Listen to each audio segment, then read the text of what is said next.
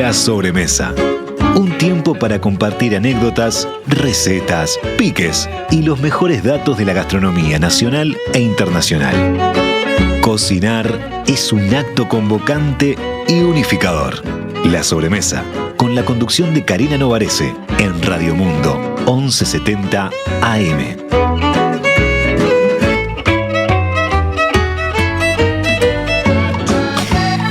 Buenas tardes de una primavera que no quiero escuchar ninguna queja sobre la primavera. Yo creo que estamos cerca de los 26, 27 grados. Ya sé que el fin de semana no trae muy buenas noticias para los que quieren pasear, pero son muy buenas noticias para la gente que depende del clima. Tenemos, en cierta parte ustedes también un poco dependen del clima.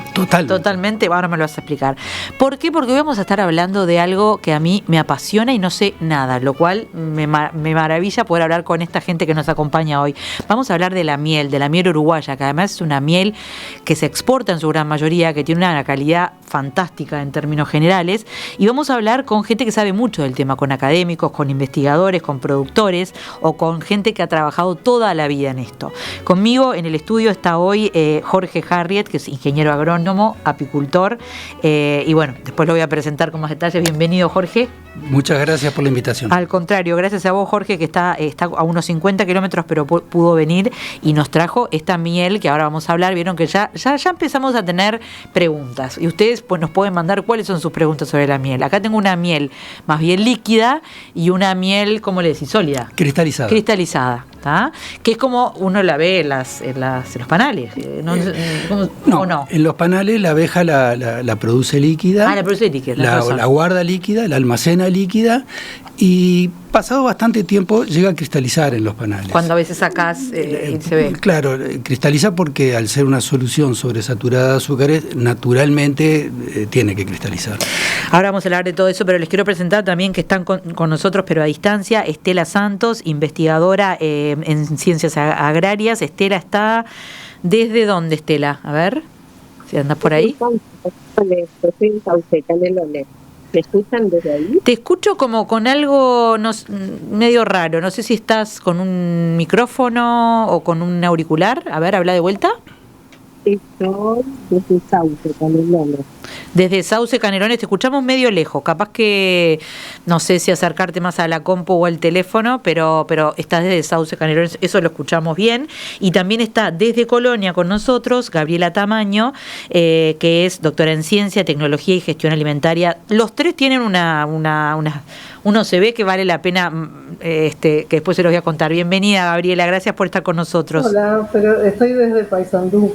Desde Paysandú, pero ¿sos de Colonia o yo le erré? Soy de Concordia, Entre Ríos, Argentina. Cualquier cosa dije yo. Estoy en Paysandú. Estás en Paysandú, nada que ver, pero bueno, mejor aún todavía tener el litoral representado, que a veces nos cuesta traerlos, obviamente, porque estamos mucho más lejos, pero bueno, esta es una forma de conversar con ustedes. Antes de hablar de la miel, y ya les digo, es un producto que por un lado podemos decir es súper tradicional, es de toda la vida, y sin embargo, vamos a ver hasta qué punto lo consumimos los uruguayos, vamos a conversar de ese tema. Pero antes les quiero contar que hoy hubo debate hoy de mañana en perspectiva, específicamente en PDA, porque parece que Seba Moreira anunció que se iba a la feria, terminaba el programa y se iba a la feria. Y empezaron mis amigas Romy y Gaby a decir, comprame tal fruta, comprame tal otra. Y parece que pidieron frutillas y peras. Y ahí empezó la discusión. ¿Estamos en época de frutillas y peras? Bueno, en una de las dos no estamos en época, se los digo desde ya, pero quien sabe de esto nos va a contar en qué época estamos de frutas. Bueno, que un gustazo acompañarlos y acompañarlas como siempre. En el caso de frutilla, la zafra habitualmente, si bien tenemos en Uruguay oferta todo el año, pero los momentos en los cuales hay abundancia son los meses de octubre y noviembre, que es cuando se juntan justamente la zafra del norte, un poco más precoz, que arranca durante el invierno, con la del sur, sobre todo el departamento de San José, que comienza a empujar, digamos, a partir de fines de septiembre. Y esos son los momentos en los cuales uno tiende a ver oferta abundante de frutilla y precios que se ponen accesibles, y es lo que está comenzando a verse ahora en estos días. Y después, en el caso de pera, es una fruta de cosecha de verano. La principal variedad, más del 90% de la producción de Uruguay es de pera Williams y se cosecha en el mes de enero. Y los momentos de mayor abundancia a partir de ahí son, a partir de enero empieza a haber oferta y después febrero, marzo, abril, mayo. Con el uso de cámara atmósfera controlada se ha logrado extender la zafra de pera Williams al invierno, pero los meses de mayor abundancia son más bien los del otoño. Bueno, todo claro. Pablo Pacheco lo estábamos escuchando del área de marketing de la UAM. Ya ha estado con nosotros alguna vez. La verdad que siempre son muy interesantes y muy útiles las listas inteligentes. Ustedes saben que esto está online. Estábamos viendo ahí la lista inteligente de verduras. Aprovechen ahora que el alcaucil dura poco, aunque da trabajo hacerlo. Ya hemos hablado de eso por acá. Y Seba, no sé qué habrás comprado vos en la feria, pero evidentemente la pera que hoy hay ahí es la de otro país o de invernadero. La pera se come, les diría, fines de enero con suerte, febrero, marzo, abril, cuando ahí cae el agüita de la pera. Esa es la mejor pera. Y frutilla sí, ya está empezando a salir. Ojalá que sea un buen año de frutilla, porque el año pasado tuvimos mal año de frutilla. Pero volvamos a la miel, capaz que empezando hablando acá con Jorge y después vamos con las doctoras y las señoras que tenemos en diferentes partes del país. La miel uruguaya es una miel de buena calidad, se puede decir, y cómo se calibra la buena calidad en una miel, para el que no sabe el tema. Bien, efectivamente la miel uruguaya es de muy buena calidad. Es una miel que proviene de ambientes naturales. ¿Y cómo se calibra? No hay una manera estandarizada, única, digamos. Claro, depende del consumidor, que es lo que demanda, ¿no? O sea, que lo que demande el consumo es la calidad que se aprecia para poder llegar a ese estándar, ¿no? Pero vos que sabes del tema, cuando mirás una miel, ¿qué color te gusta ver? ¿Qué aromas? Porque también tiene sus aromas y gustos Sin específicos, duda. Porque depende de las flores, ¿no? De las flores de las cuales las abejas extraen flores o no sé. El color, el aroma y la forma de cristalización vendrían a ser 3 parámetros importantes para el consumo. Claro, Globalmente se podría decir que las mieles claras son las más buscadas. Por lo tanto, diríamos son las de más calidad, porque es la que deberíamos querer producir para poder venderla mejor, porque es la que más se demanda. ¿Y por qué claras son mejores? ¿Porque se supone que están tanto tiempo capaz o qué? No tengo una explicación clara de por qué claras. Yo sé que la miel y la luz se llevan bien cuando hay una miel clara que atraviesa la luz y la hace muy llamativa y muy apreciada. No obstante, muchísima gente les gusta la miel oscura. La miel oscura tiene el agregado de que tiene más minerales, sería más alimenticia, más nutritiva, claro. Y mucha gente la busca. Pero no hay, si obviáramos el mercado, no tendríamos una forma de decir esta es la buena, esta es la media y esta es la mala. Claro. No, si está bien producida, en ambientes sanos, bien cosechada, bien transportada, bien extraída, bien envasada y bien tratada post cosecha, esa miel es buena. Además es un producto que en general, si se cumplen esos pasos, es durador, o sea, dura y durador, las dos cosas, ¿no? O sea, no sé cuánto tiempo dura la miel en buen estado, pero dura, ¿no? Eso en los últimos tiempos ha sido polémico. ¿Ah, sí? Polémico no, es un tema que ha estado arriba de la mesa. Y también hay que explicar que la miel va a seguir siendo miel años y años. No obstante, desde el punto de vista comercial, se ha asumido una fecha de vencimiento.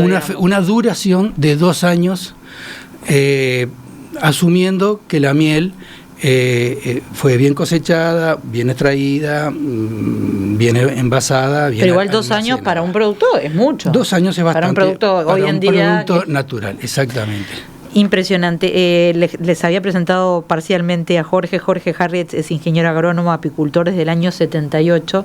Fuiste funcionario del Ministerio de Ganadería, Agricultura y Pesca en el Departamento de Apicultura de DILABE hasta 2020. Y bueno, ahora haces asesorías técnicas acá y en el exterior, o las hiciste en su momento. Exacto. Y ahora estás muy dedicado a tu propia miel. ¿Cómo se llama? Porque no vi la parte de adelante, perdón. La colmena, mira bien, la colmena que está en Canelones también, ¿no? Canelones, sí. Me dijiste que se llama La Palmita. Las Palmitas. Le iba a decir las palmeritas, soy una... Viajo hacia Paysandú para hablar con Gabriela. Gabriela Gabriela y Estela tienen una cantidad de estudios sobre el tema y sobre el tema alimentos y ciencia que es impresionante. Gabriela Tamaño es doctora en Ciencia, Tecnología y Gestión Alimentaria y diplomada en Estudios Avanzados en Ingeniería de Alimentos por la Universidad Politécnica de Valencia. También ingeniera en Alimentos por la Universidad Nacional de Entre Ríos. Ha investigado mucho el tema, actualmente es docente, encargada de tecnología de la miel, se llama la materia, digamos, y es la licenciatura de análisis alimentario de la UTEC, de la Universidad Tecnológica del Uruguay, y es responsable de lo que se llama el laboratorio API UTEC. Capaz que, Gabriela, empezamos un poco por esa parte que yo ni siquiera sabía que existía. A ver, bueno, buenas tardes primero. ¿Y querés que te cuente de UTEC? Y particularmente como de esta parte tan dedicada a la miel, capaz que existió toda la vida y como yo no sé del tema no lo sabía, pero contame... La verdad es que UTEC es una universidad relativamente joven, ¿no? Es la segunda universidad pública del país, que fue creada en 2012 y sus cursos se empezaron a dictar en 2014, o sea que recién estamos en 10 años. No, claro, pero existía ya en algún lado una materia que... Exacto, entonces es una universidad que se plantea en el territorio justamente es una universidad tecnológica para asistir, para promover y para generar conocimiento aplicado a el desarrollo tecnológico en territorio, y en el caso nuestro estamos en la licenciatura en análisis alimentario enfocado directamente a alimentos. En esta carrera, cuando lo voy a contar desde mi experiencia personal, cuando se crea la carrera y van sucesivamente año a año se van creando los cursos, los años, ¿no? Primer año, segundo y así. Cuando llegan a los cursos del octavo semestre, o sea, al final de carrera, en todas las carreras de alimentos se dictan tecnología de lácteos, tecnología de carne, ya las tradicionales, los que estudiamos tecnología de alimentos sabemos que es así, de cereales. Y desde aquí la novedad y la definición de UTEC de crear la materia tecnología de la miel y productos apícolas. En esa instancia, como yo ya tenía experiencia de trabajar en cooperación, en trabajos de investigación con grupos de investigación de Facultad de Química, de UDELAR, como que ya estaba compenetrada del mundo apícola uruguayo también, y me convocaron para trabajar y para empezar a armar eso de cero. Y así empezamos en 2016 la primera acción, que fue crear la materia y empezar a dictarla, pero ya en 2017 empezamos a vislumbrar ideas de investigación, hacer el primer trabajito de investigación con las mieles locales en Paysandú, a relacionarnos con los apicultores, y así sucesivamente fuimos ampliando el abanico y creamos el laboratorio API UTEC, que es el único laboratorio específicamente dedicado al estudio de miel y productos de la colmena de Uruguay, ¿no? O sea, se dedica específicamente a eso, solo a miel, está bien. Antes que me explique, que me interesa conocer cómo se trabaja en ese laboratorio, ¿cuáles hay zonas en más mieles, no sé si se llama mielera, más de hacer miel en Uruguay que otras, o se puede hacer en cualquier lugar? Sí, bueno, cualquiera de los dos que quieran. Dos cosas, una se puede, se puede. Sí.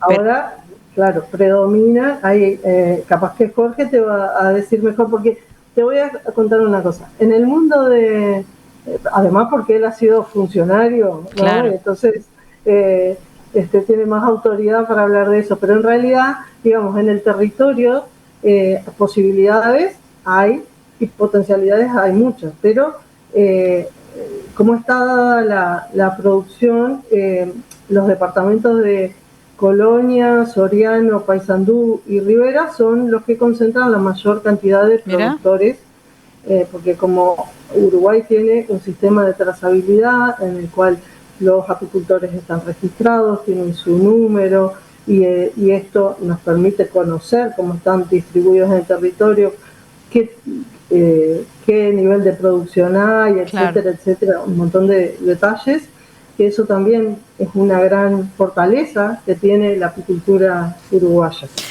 ¿Estás de acuerdo con esas zonas o se han ido? Bueno, vos sos de Canelones, pero podés ser la excepción, no sé. Totalmente. Primero mandarle un saludo grande a Gabriela y a Estela, entrañables compañeras que seguramente han estado autoridades en estos temas. Todo el Uruguay es apto para la producción apícola. Quizá, salvo pequeñísimas, insignificantes áreas. ¿Porque qué necesitas para lugar? Que haya lugar y flores de donde las abejas puedan producir. Hay lugares de mayor productividad, o sea, digamos, medido en kilos por colmena, kilos de miel por colmena, lugares que se pueden sacar más y lugares que se puede sacar menos. Como decía Gabriela, esa zona del litoral es la zona donde hay mejores condiciones, quizás siguiendo un poquito el mapa de suelos, ¿no? Los suelos más fértiles. Pero no son capaz los que más concentran apicultores, ¿o sí? Son totalmente, sí. Si vemos el mapa, pensé que era más, porque me mencionó mucho el oeste, claro, digamos, y Rivera. Seguro. Si vemos el mapa de colmenas del país, está todo pintado sobre el oeste y el sur y el centro, y después va en degradé bajando el número de colmenas por hectárea hacia Brasil, con un foco muy importante, como decía ella, en Rivera. Los suelos son muy aptos, pero en particular porque hay una floración muy atractiva para los apicultores. Atractiva por dos motivos. Una, por la productividad potencial, o sea, la cantidad de kilos por colmena que se pueden sacar, que se trata del eucaliptus papelero y no papelero que hay en el norte, para cerradero.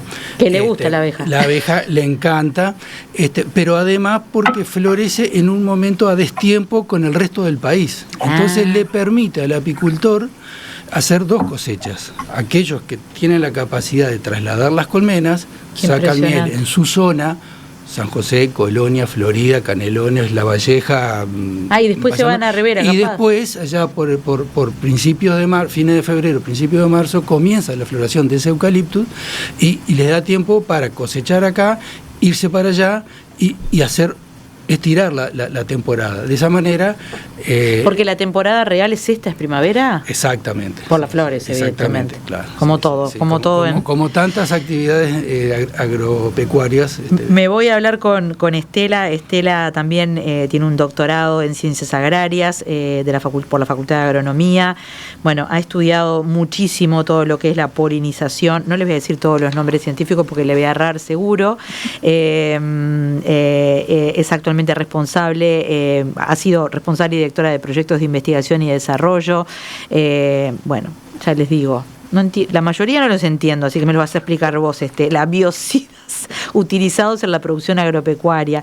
Bueno, obviamente está muchísimo en este tema. Y bueno, primero que nada quería preguntarte, que se lo pregunté un poco a Jorge, para vos, ¿cuáles son las particularidades de la apicultura en Uruguay? ¿Nos diferencia de alguna manera de otros lados? Estuve leyendo por ahí que por ejemplo Sudamérica es un lugar donde salen muy buenas mieles porque hay mucha diversidad de flores, pero contame si es así, si es un mito. No, es así realmente. Aparte de investigadora, soy productora también. Perfecto. Manejo colmenas en distintas áreas del país. las manejamos para producción de miel y para polinizar cultivos también, que las colmenas son bien útiles para asegurar la producción de semillas y frutas. A ver, explícame eso, que no lo tenía tan claro. Bueno, las abejas las precisamos en el ambiente porque son las que cuando se mueven de flor en flor mueven los granos de polen y aseguran que las flores se fecunden. Es verdad. Entonces, si queremos producir manzana, las semillas de las frutillas o las peras que comentabas al principio, sin abejas no las podríamos tener, por ejemplo. Totalmente. Ellas se encargaron de que la flor se transformara en esas frutas, moviendo los granos de polen. Y bueno, sí, en Uruguay tenemos distintos ambientes, salen distintos tipos de mieles. Nosotros como empresa apícola sacamos mieles que son claritas y suaves. ¿Cómo se llaman tus mieles? Ya no tienen mieles, las vendemos de forma casera, mayormente perfecto. Para exportación también. Sí, Entonces que no hemos hablado de eso, pero sí lo hablábamos al principio con Jorge. Creo que más del 80% de la miel que se produce en Uruguay se exporta. Se exportamos.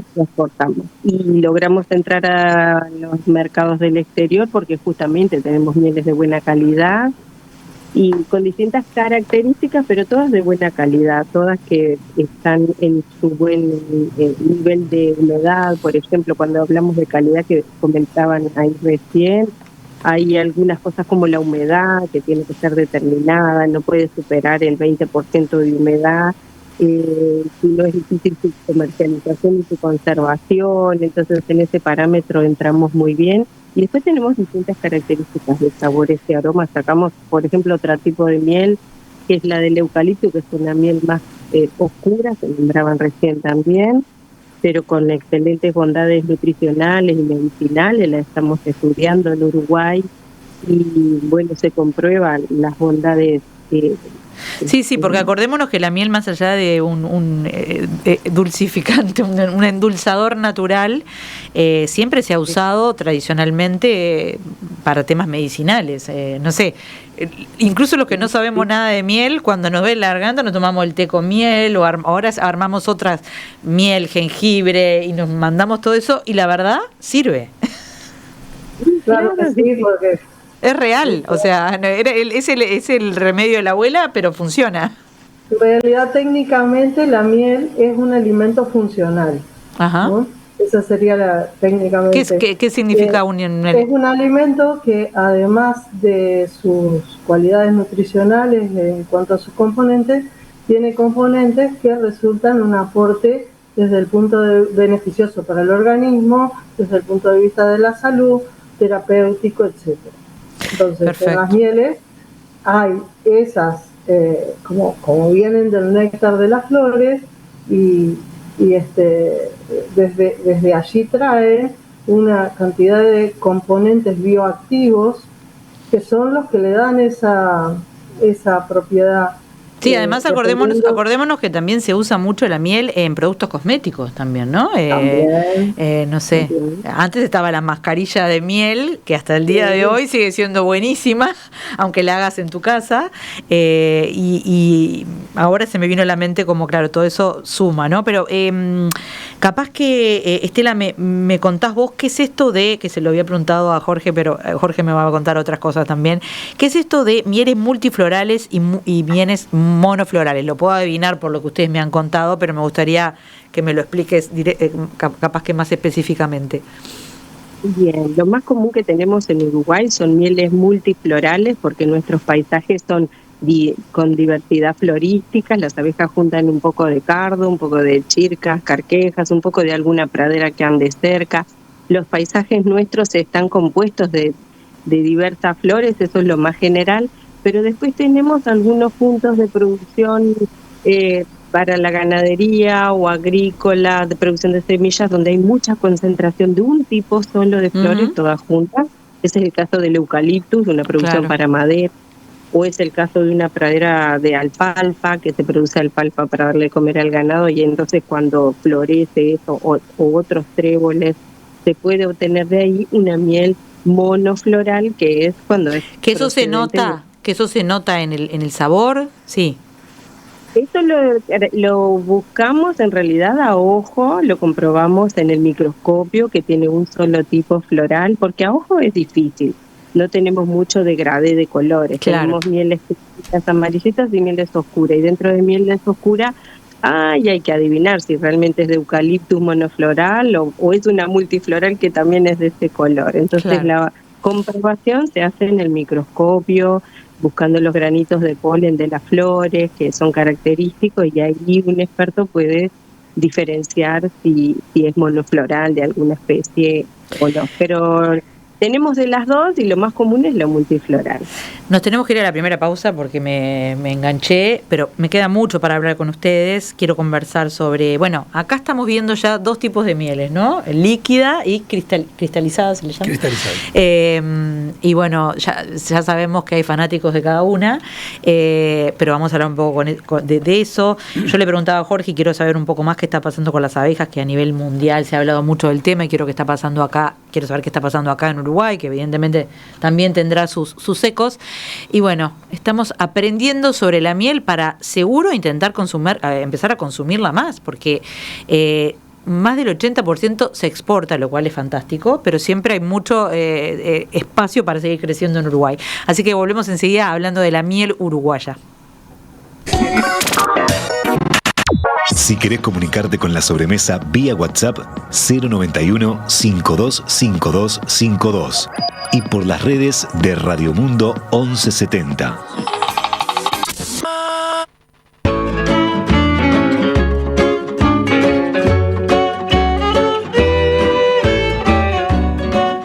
El Instituto Crandon, creador del manual de cocina más vendido en nuestro país, presenta este espacio en La Sobremesa.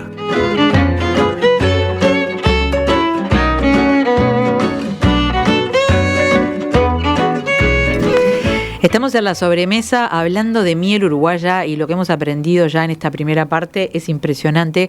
Creo que tiene razón, Jorge me lo comentaba, que los uruguayos a veces seguimos con esa idea de que la miel es solo para usos medicinales, pero en realidad la miel es para cocinar, para endulzar, para utilizar en vez de una mermelada, para utilizar en una carne, que yo la uso con mostaza y miel, pero bueno, cada uno tendrá su... e incluso estábamos hablando en el corte con Jorge de, ahí sí en una propiedad medicinal, pero que está muy de moda, entre comillas, hoy en día, que tiene que ver con lo que ayuda al sistema inmunitario, ¿no? A mí este invierno me dio por hacer una mezcla muy, muy potente de miel, limón y jengibre, que se procesa mucho, y después se cuela, y lo que queda es realmente como un elixir, ¿no? Hay que tomar muy poquito. Y lo tomamos mi hijo y yo, la verdad pasamos un invierno fantástico. No sé si es casualidad o no lo creo, pero además hace muy bien a todo el sistema inmunitario. Pero quería hablar con Jorge, les había dicho al principio, y bueno, están con nosotros también Gabriela y Estela. Cualquiera de ustedes que tengan para hablar de este tema me viene bárbaro. ¿Qué está pasando con esto de las abejas que tanto se habla y que incluso ha hecho algunos titulares internacionales? A ver, Jorge, ¿qué sabes del tema? Bien, yo creo que para hacer un análisis más o menos certero hay que verlo en perspectiva histórica. Digamos que hasta principios de este siglo... ¿Siglo XXI? Siglo XXI. ¿Sí? Para lo que somos el siglo XX hay que preguntar, ¿viste? Seguro. No, siglo XXI. No tenemos mucha noticia de qué pasaba antes, y era un sector que creció tremendamente, ganó la exportación, y como nadie hablaba porque todo andaba bien, funcionaba el mercado oferta-demanda, se demandaba, el Uruguay producía, exportaba todo, nadie preguntaba nada, andaba todo bárbaro. Pero en los últimos 20 años aproximadamente, empezaron a surgir problemas, y ya ese mercado no era tan clarito como fue hasta ese momento, ¿no? Digamos que hasta ese momento nosotros nos preocupábamos de que no fueran a aparecer problemas con el uso de alguno de los medicamentos que usábamos contra las enfermedades. Y ¿de las abejas? De las abejas, no de las abejas. Entonces los apicultores usábamos productos, y esos eran los que podían traer algún problema, ¿no? Que ahora no se usan más. Que ahora no se usan. Hemos evolucionado por el buen camino de dejar de usar productos de síntesis, ya sean antibióticos, acaricidas, que usábamos. Claro. En todo el mundo se usaba. Sí, ¿no? sí, pero eso es una evolución también hacia lo orgánico. Y se siguen usando, sobre todo en el mundo que compra miel, lo siguen usando, pero los que vendemos miel ya no los usamos. Por lo menos acá en Uruguay no se usa más, ¿no? Gracias a la educación de los apicultores. Uh-huh. Pero empezaron a aparecer problemas inesperados, ¿no? Por ejemplo, allá por el año 2006-2007 aparece un problema que tuvimos que ir a los libros a ver qué era, los alcaloides pirrolicidínicos. ¿Qué es eso? ¿En uruguayo qué es? Claro, pero la miel tiene eso. Resulta que toda la vida lo había tenido y lo tiene y lo va a seguir teniendo porque es una sustancia que segregan las plantas y que aparece en el néctar, que la abeja lo recoge, lo guarda, transforma en miel y queda. ¿Pero por qué preocupaba? Bueno, porque alguien se metió en el mercado a hacer ruido y a vender análisis de eso que parece que en algunas tisanas había dado algún problema y empezaron a buscar dónde aparecían y aparecían, bueno, en los té que se concentra los vegetales, aparecía en la miel, aparece en algunas vísceras de animales, en los riñones, por ejemplo, que es el filtro donde claro. Todo lo que comen se filtra por ahí, entonces se deposita y después aparece, bueno, y en algún otro lugar. Entonces se generó un problema donde no lo había, de algo absolutamente natural, que nunca generó un problema, no lo genera y seguramente nunca lo va a generar. Sin embargo, bueno, y como que impactó mal. Bueno, a ver, ahora hay que controlar esto también, ¿no? A ver, y Uruguay resulta que por su flora diversa tenía bastante alcaloides pirrolicidínicos su miel. Claro. Bueno, eso generó mucho ruido dentro del mundo apícola, pasan pocos años y ahí por el 2010-2011 aparecen los OGM, organismos genéticamente modificados, sí. ¿No? Ahí ya capaz que la memoria colectiva lo recuerda un poco más. Sí, que se empezó a hablar más del tema en general, no solamente para la miel. Pero ¿qué pasa? Si la abeja recoge esos granitos de polen que son necesarios para alimentar su cría, porque son altamente proteicos y la cría de la abeja que crece tan rápido requiere muy buena proteína y mucha cantidad, y es el alimento predilecto, y bueno, y terminan granitos de miel en el polen, granitos de polen en la miel. Y resulta que si hay un evento genéticamente modificado, esto es un problema, ¿no? Cuando en todo el mundo está pasando eso. Bueno, en realidad eso fue un problema jurídico en Europa, se terminó resolviendo, pero bueno, no sea cosa que aparezca un granito de algo que no está registrado en Europa, ¿no? O sea, tenemos que ahí ver el paralelismo entre, a la hora de exportar tienen que estar muy atentos a eso. A ver que bueno, por suerte nuestra lista de eventos admitidos, autorizados, coincide con la de Europa, entonces no ha habido problema, ya no hablamos de eso, pero sí, pero es un problema que se agregó al anterior. Pasan unos pocos años más, ahí 2015, y aparece alguien que se le ocurre analizar glifosato. Glifosato es el producto que en el mundo más se utiliza. Y que hay trazas cultivos, digamos, en todos los cultivos, por un tema de abaratamiento de costos, porque el laboreo es costoso y el glifosato disminuye los costos de laboreo, y aparecen como aparecen en tantas otras matrices, ¿no? Es cuestión de buscarlo para que aparezca, porque el mundo está inundado de glifosato. Bueno, pasó a ser un problema. Pasa un poquito más de tiempo, ahí 2018... La línea de tiempo de los problemas de la miel estamos haciendo para que tengan... Seguro, resulta que como había valido tanto la miel antes y muchos países adoptaron políticas de promover la apicultura y de incorporarse a ese mercado, aparecen los chinos produciendo miel artificial. Eso nunca me había enterado. Exactamente, miel adulterada. Hay varias formas de llegar a eso que hoy llamamos genéricamente miel adulterada. Que tiene un poquito de miel, pero no todo. Que tiene parte de proceso... Sí, como ha pasado con el aceite de oliva también en algunos casos. Bueno, y demás. El aceite de oliva es, en el orden mundial de productos adulterados, es el top. El top. Siguen los lácteos y tercero está la miel. Mira. O sea que estamos en el top 3 de productos que se adulteran en el mundo, ¿no? Impresionante. Para los países que producen miel genuina, eso fue un golpazo. Un golpe en la línea de flotación, un agujero en la línea de flotación, ¿no? Entonces, ¿pero qué es esto? Los tipos produciendo a precios irrisorios, inundando el mundo, con productos que se empezaban en una colmena y se terminaban en una fábrica, para darle rellenando un poquito, con cualquier cosa, agregando todo.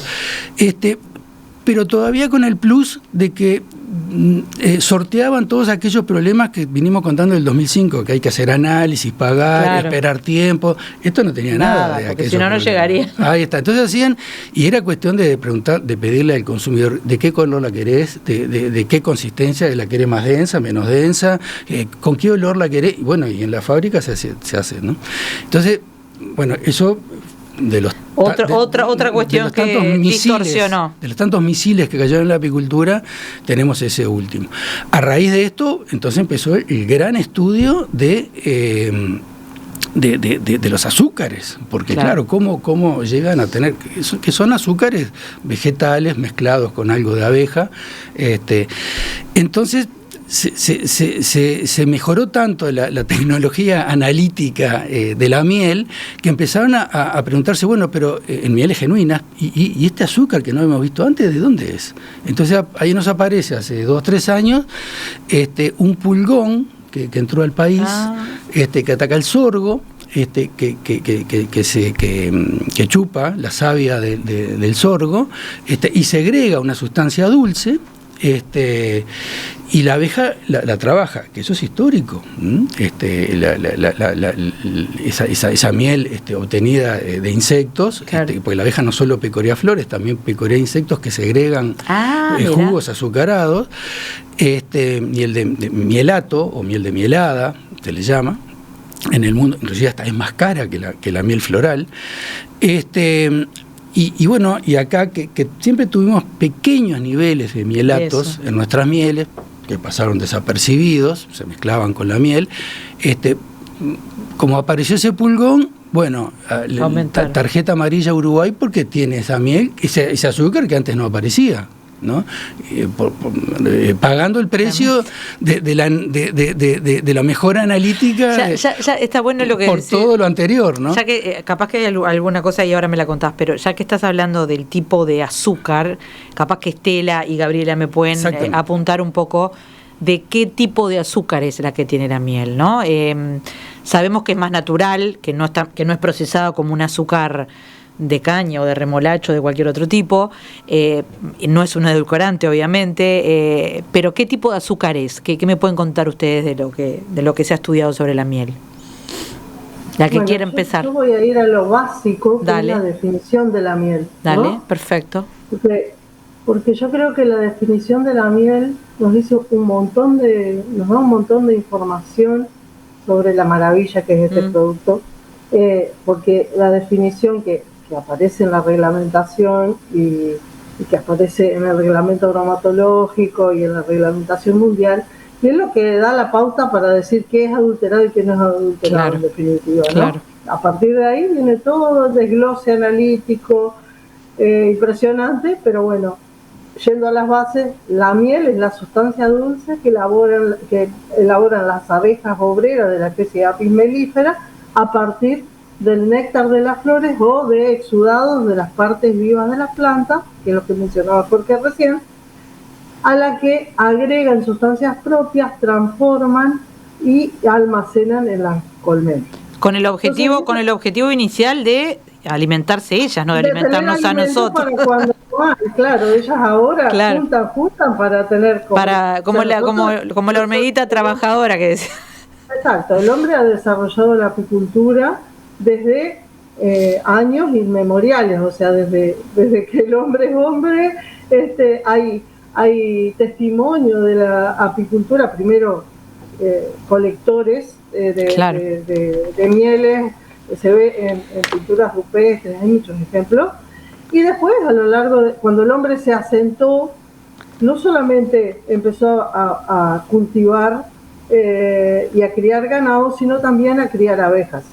Claro. Y ahí empezó la apicultura y toda su evolución a lo largo de los siglos. Bien, bueno, yendo a lo que... No, pero está muy bueno la definición que hiciste, porque a veces uno piensa en la miel y se olvida de todo lo que está atrás, no es una mermelada la miel. No, claro, por eso digo que voy a las bases, que es esa definición. Entonces, ellas obtienen ese néctar, que es un néctar que tiene un 80% de humedad, y naturalmente, seguramente alguno cuando era chico ha probado el néctar de alguna flor, eso es muy clásico, sí.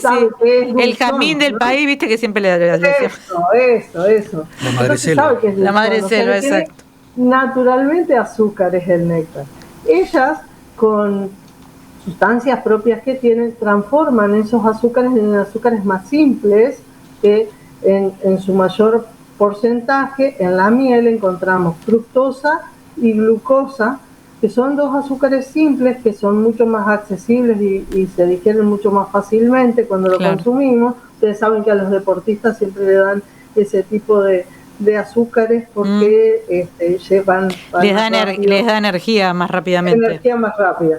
Bueno, y entonces ahí ya tenemos una diferencia con lo que es lo que nosotros llamamos el azúcar común, que es el azúcar procesada, digamos. Es la sacarosa, que básicamente es un disacárido donde esa fructosa y glucosa están unidas por un enlace que cuando nosotros lo comemos tenemos que romper ese enlace, o sea, tenemos que usar metabolizarlo luego. No, y que son mucho más adictivas también, ¿no? Para el que más adictivas en el sentido de que uno tiene ganas de comer más azúcar, come azúcar y sigue comiendo. Totalmente. En el caso de las mieles, entonces, la predominante son glucosa y fructosa, que constituyen hasta un 70 y algo % del total de la miel.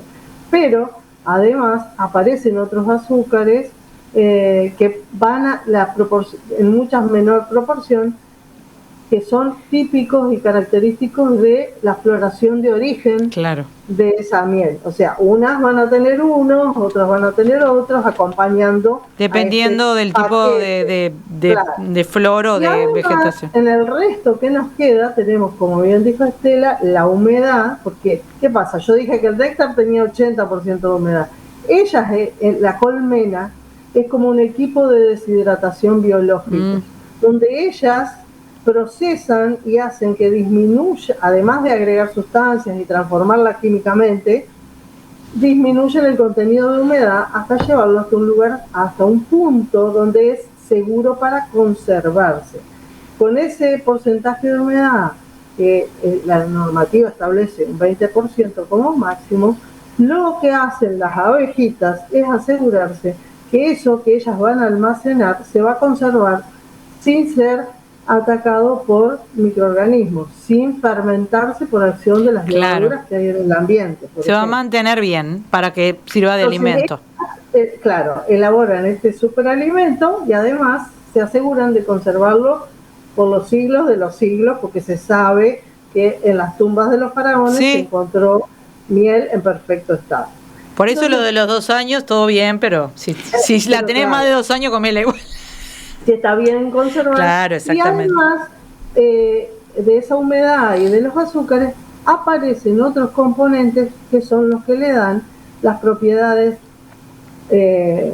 características a cada tipo de miel, que son tienen minerales, tienen proteínas, tienen ácidos orgánicos y tienen componentes bioactivos, o sea, compuestos como polifenoles, flavonoides, carotenoides y los compuestos volátiles, que son los que nosotros percibimos cuando olemos una miel o después cuando lo ponemos en boca y percibimos el aroma que se despliega por vía retronasal.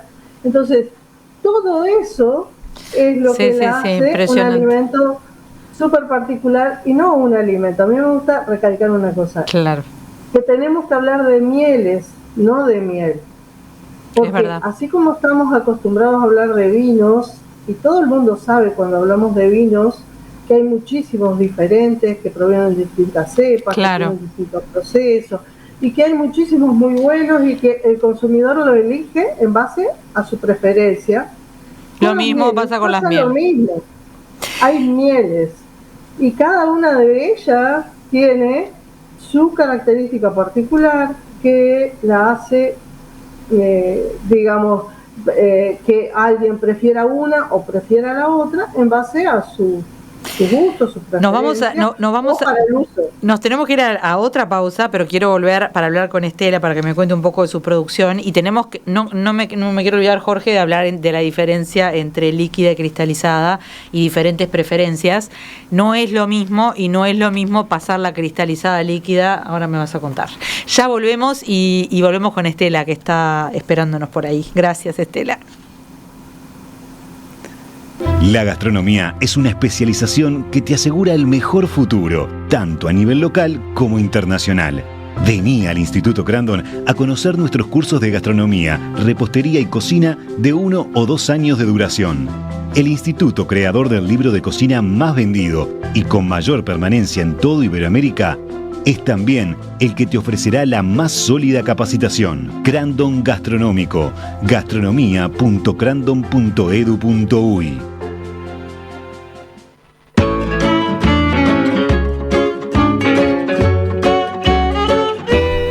Estamos en la sobremesa, estamos hablando de miel, este superalimento, como bien lo describieron mis 3 invitados, que por suerte se da también en Uruguay, que se produce muchísimo, que el 90% termina exportándose generalmente, y que hay mucho para crecer en el mercado interno, con lo cual también los invito a que escuchen. Si nos agarraron empezaron un ratito, estamos en la web, estamos en YouTube y en Spotify, y que lo compartan también, porque la verdad que el consumo de miel va mucho más allá de lo medicinal, como decía Jorge, va mucho más allá de lo más tradicional. Se puede utilizar como forma de endulzar, como forma, yo le decía, yo lo uso para mi yogur, porque como yogur sin azúcar.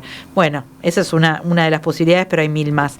Estela, habíamos quedado de conversar un poquito contigo. Capaz que vos me lo contó por arriba, Jorge, y acá tenemos el ejemplo de una miel totalmente más bien líquida, y una que se llama cristalizada, porque bueno, es como una manteca, no es una manteca, pero quiero decir, la textura. Vos que sos productora también, ¿cómo se llega a una o a otra, y por qué se decide por una o por otra? ¿Es un tema de que al consumidor le gusta más una u otra? Es que yo creo que al consumidor lo hemos educado a consumir la miel líquida, sí, y está acostumbrado nada más. Sí.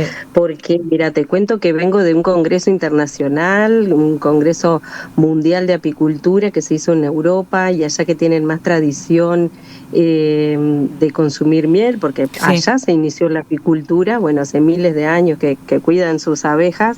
Ellos están completamente acostumbrados a consumir la miel cristalizada, y de hecho la consumen así.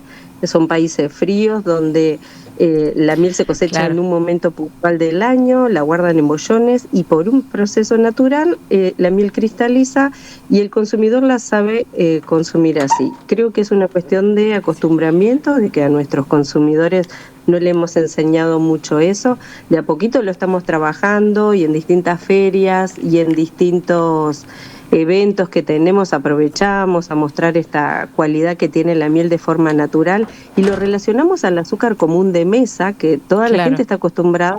Perdóname, Estela, perdóname que te interrumpa un segundo. Tírate un poquitito para atrás, así te vemos los ojos, porque no te veo nada. Bien. Un poquito nomás. No, estabas compenetrada, no te quería interrumpir, pero me interesa mucho eso que estabas hablando de los azúcares de mesa. A ver, contame eso. Bien, bueno, me estaba acercando un poco al celu. Ahora te estamos escuchando bien, ahí. Te vemos y te escuchamos, las dos cosas. Muy bien. Bueno, que todos estamos acostumbrados al azúcar de mesa, que también es un cristal, y es un cristal que en un momento salió de la caña de azúcar en forma líquida.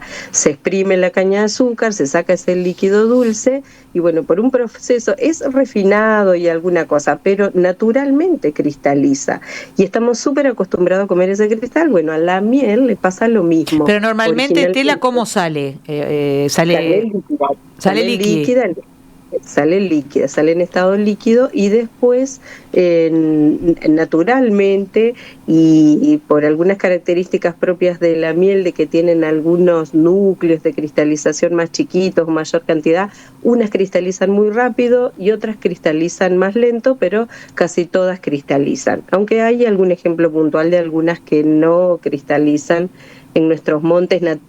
Por ejemplo, tenemos una miel, la miel del Coronilla, que cristaliza súper lento, y esa la podemos tener, si es bastante pura de esa flora, la podemos tener bastante líquida durante mucho tiempo. Pero cuando vos la pasás en tu casa, ponele que compraste la cristalizada y la necesitas líquida, no sé, vuelvo al ejemplo de mi yogur. Si la caliento, pero si la calentás, ¿no pierde algo o no? Pierde algunas propiedades, pierde algunas proteínas, pero lo que tiene que ver con minerales, por ejemplo, los minerales se siguen conservando, los azúcares se siguen conservando, entonces como endulzante está bien. Perdemos, sí, algunas moléculas, algunos componentes bioactivos se pueden perder, entonces es recomendable no calentarla. Claro. Pero si tenemos que calentarla porque nuestra receta o nos gusta, por alguna razón la necesitamos líquida, se puede del sólido volver al líquido y la utilizamos como líquido, con ese riesgo de que podemos perder algunas propiedades. Y si logramos hacer ese calentado a una temperatura por debajo de los 40 grados, bueno, eso nos da genial, un poco eso es mejor. Que tantas cosas no perdemos en la miel. Sí, un baño María, ponele, no un microondas. Eso es recomendable para lograr que nuestras mieles sigan. Igual si tienen la cristalizada y este domingo, que parece que va a llover, se hacen unos buenos escones, es la mejor manera de comerla. Escones con manteca y miel, o escones con queso y miel, si quieren ponerse más modernos. Tostadas con miel. Sí, total. Pero a mí los escones, no sé, cada vez que hago escones, digo, necesito la miel. No hay otra cosa. Jorge, me estabas contando. Sí, perdón. Se puede usar perfectamente se usa cristalizada, hay que aprender a usar la cristalizada, que es mejor. Claro, perfectamente. Y para algunas recetas que mencionábamos, como por ejemplo usarlo en carnes y todo, es mucho más fácil de untar y de mezclar con hierbas y con otras cosas. Así que, bueno, están las dos presentaciones igual, porque vos me comentabas, Jorge, que se hizo un estudio del 2021 por ahí, y ahí aparecen algunas consideraciones de cómo los uruguayos consumimos la miel o nos gusta. Que bueno, también van de la mano de lo que hemos aprendido, ¿no? También la gente va cambiando con el tiempo, pero... Efectivamente, los que estamos en esto hace tiempo, más o menos sabemos cuáles son los gustos de los consumidores. Ahí en ese año se hizo un estudio, una encuesta a consumidores y bueno, se pusieron de manifiesto una serie de comportamientos, generalmente confirmando lo que más o menos sabíamos, pero uno de ellos es la fuerte componente personal que tiene el comercio interno de la miel, porque mucha miel se comercializa directamente por parte del apicultor o con un pequeño eslabón en el medio, pero se sabe de quién es. Entonces esa parte personal el consumidor la valora mucho. Claro. La compré de tal cosa o en tal lugar. Eso de alguna manera también determina de que es la miel de fulano. Claro. Entonces no es que estoy comiendo miel de eucalipto. Sí, un nivel de responsabilidad también, ¿no? Por supuesto. Y después hay que defender ese prestigio. Sí, exacto. Pero no es miel de eucaliptus o miel de trébol o miel de chirca o miel de colza, en fin, no. Es miel de fulano. Es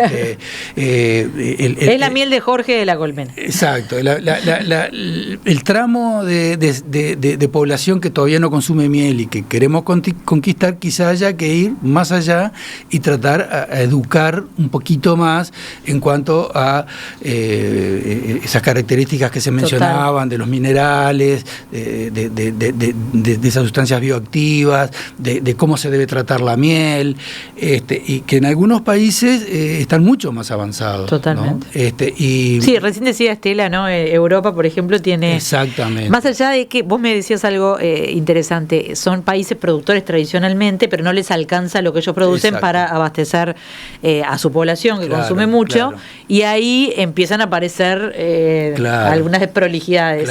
Entonces, lo que se exporta de Uruguay tiene que ser del nivel de los estándares europeos, digamos. Entonces, lo que estamos consumiendo nosotros, por ende, está controlado muchísimo.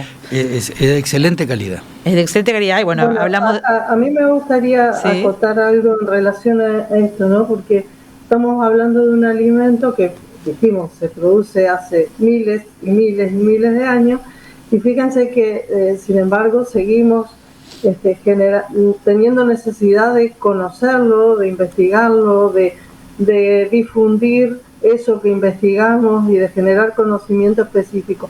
Nosotros, especialmente las mieles nuestras, porque tal vez las mieles europeas ya hubo desarrollo y estudios específicos, pero nosotros aquí tenemos muchos trabajos de investigación en los que trabajamos, y por eso nos conocemos todos, porque compartimos por ahí una parte en una cosa o en otra, o siempre estamos trabajando como colmena, digo yo, porque uno le alcanza una cosa al otro y vamos haciendo.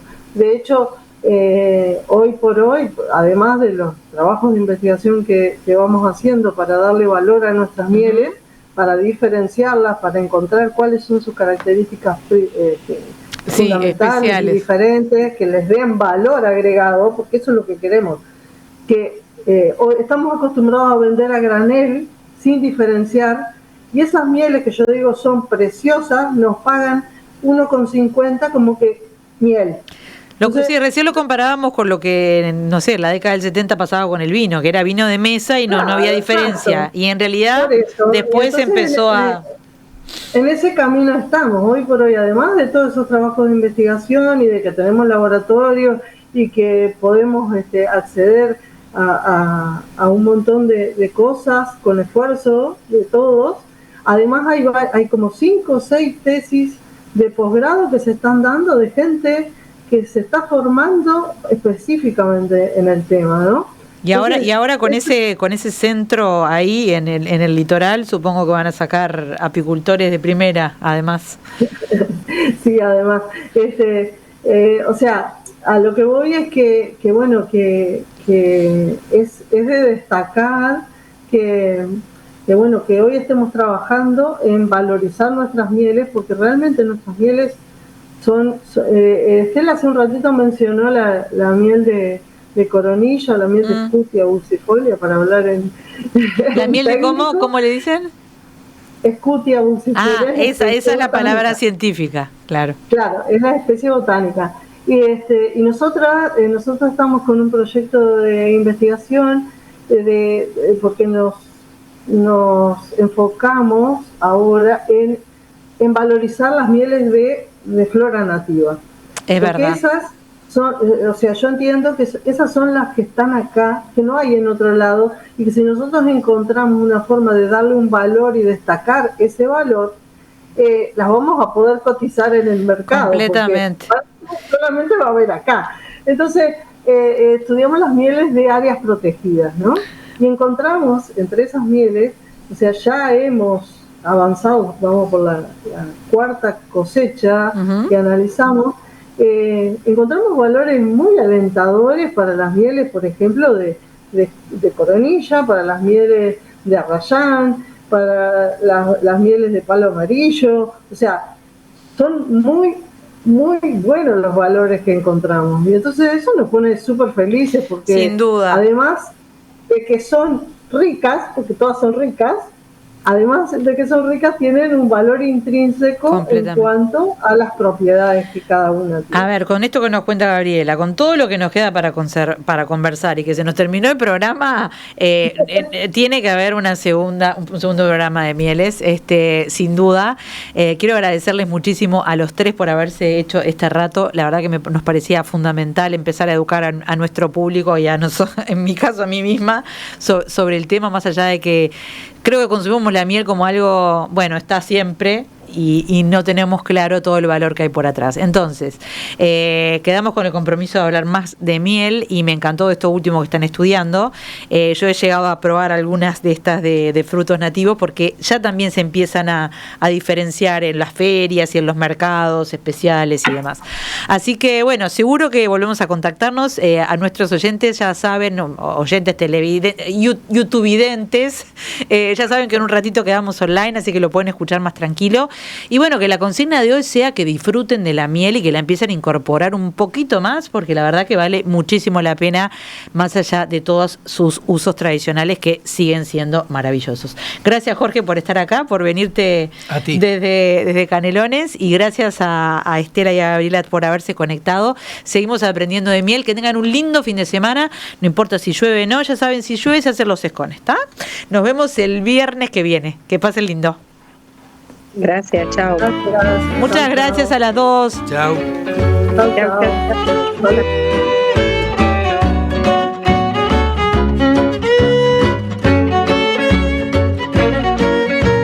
La sobremesa. Repite, viernes a las 21 horas y domingos a las 14. En Radio Mundo, 1170 AM.